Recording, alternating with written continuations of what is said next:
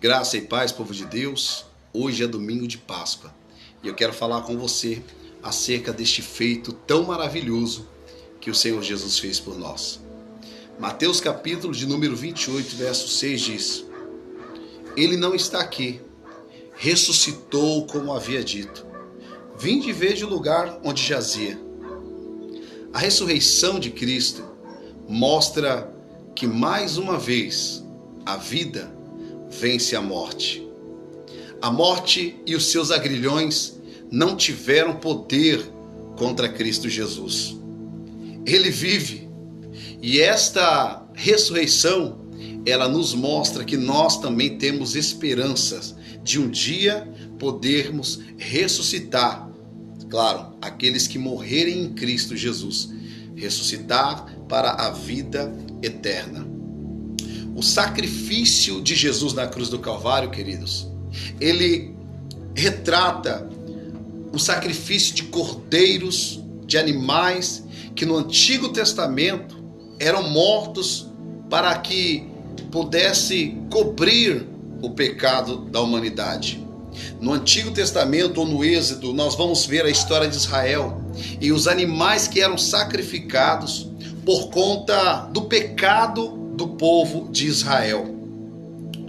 Assim como no Êxodo, o sangue do cordeiro livrava o povo de Israel, Jesus é o Cordeiro de Deus que tira o pecado do mundo. Veja bem, a morte de Jesus não foi uma derrota, mas um sacrifício voluntário por amor para reconciliar o homem com Deus. Jesus morreu na cruz do Calvário, mas aquela morte não foi uma derrota, pois ele mesmo disse: ninguém tira a minha vida, eu vou-la entrego. Foi ele quem se entregou por amor a nós. O sacrifício de Jesus não foi porque ele queria ser o herói, mas porque ele queria resgatar, trazer de novo para Deus um povo que havia se distanciado lá no Éden. Quando o homem cai no pecado da desobediência, o pecado faz uma separação entre Deus e os homens. O pecado faz uma divisão entre Deus e os homens. E aquele que antigamente tinha um contato direto com Deus, esse contato ele é rompido. E aí o homem, a humanidade, ela cresce, e conforme os homens crescem, a humanidade cresce, o pecado também cresce. E Deus precisava resolver essa questão.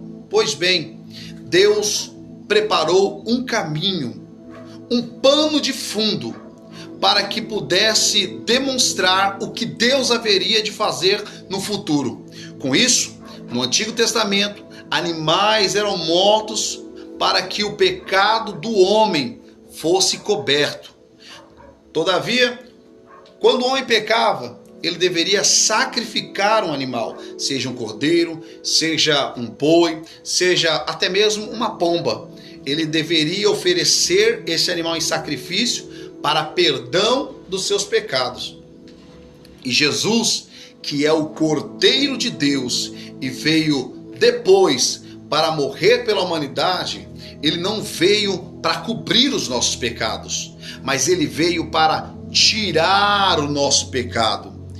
Jesus tomou a nossa dívida, Jesus tomou a nossa conta, Jesus pagou na cruz do Calvário, através do seu sangue, minha conta e a sua conta. E qual era a minha conta? A morte.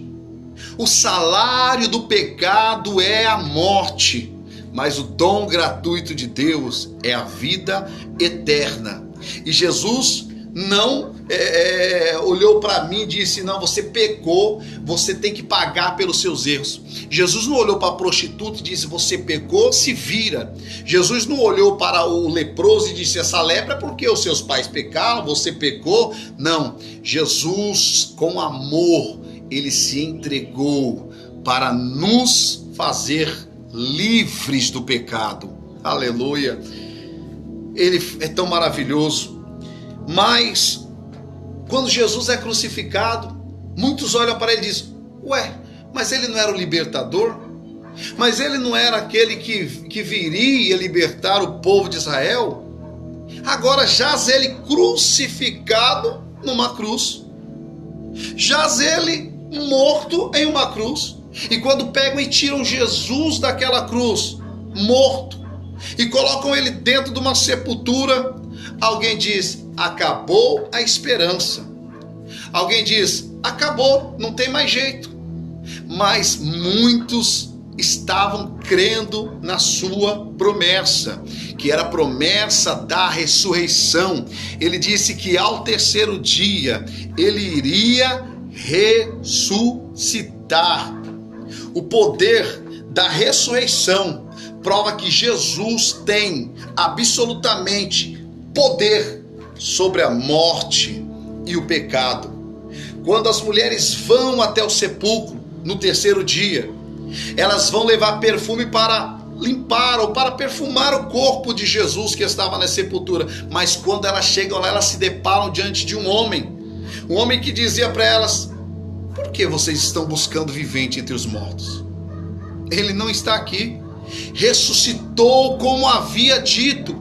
Vinde e vede o lugar onde jazia. E quando essas mulheres entram no sepulcro, quando elas entram no túmulo e vê o túmulo vazio, elas dizem: meu Deus, aonde foi que você colocou? Ainda a dúvida imperava no coração delas. Onde foi que você colocou o corpo do mestre? Onde foi? Diga-nos que nós vamos levar o corpo. Muitas das vezes nós ficamos cegos às promessas.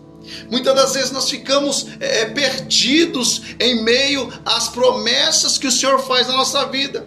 Uma hora nós cremos, estamos lá em cima, outra hora nós não cremos, outra hora nós duvidamos. Nós perdemos a esperança.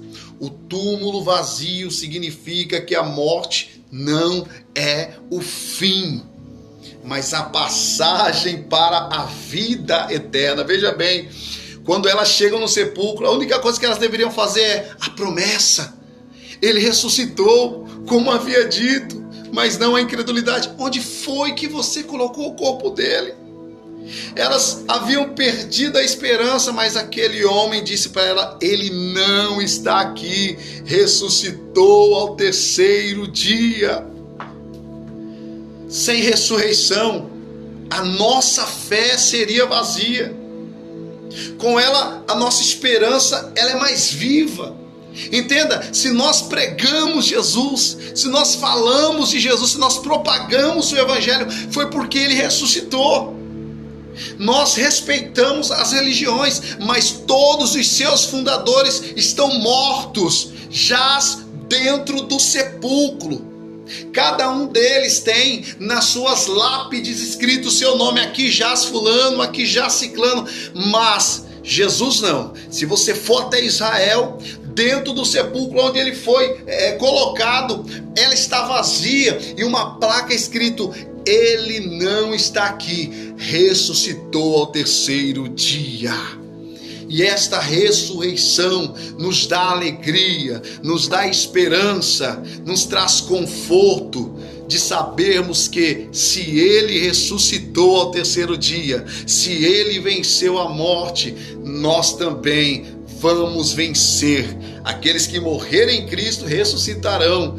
Com certeza nós cremos nesta promessa, a promessa do Cordeiro que foi imolado, a promessa do Cordeiro que foi morto, crucificado, e o seu sangue nos trouxe a purificação dos nossos pecados, mas que esse Cordeiro, ao ser colocado dentro do sepulcro, feito a promessa aos seus discípulos, disse: olha, ao terceiro dia eu vou ressuscitar. E ao terceiro dia ele ressuscita para nos trazer paz, esperança, para nos trazer fé. Somos libertos do medo da morte, da escravidão do pecado. A Páscoa, ela nos convida à transformação, ao perdão e à renovação constante, dia após dia. Então, se hoje eu perdoo e se sou perdoado, foi porque ele ressuscitou. Se hoje eu sou uma nova pessoa, foi porque Ele ressuscitou. Se hoje eu estou aqui falando desta palavra, foi porque Ele ressuscitou. E se Ele ressuscitou e está vivo, eu acredito piamente que Ele está aqui e Ele está aí onde você está neste momento. Que Deus abençoe sua vida e Deus abençoe o seu domingo. Feliz Páscoa!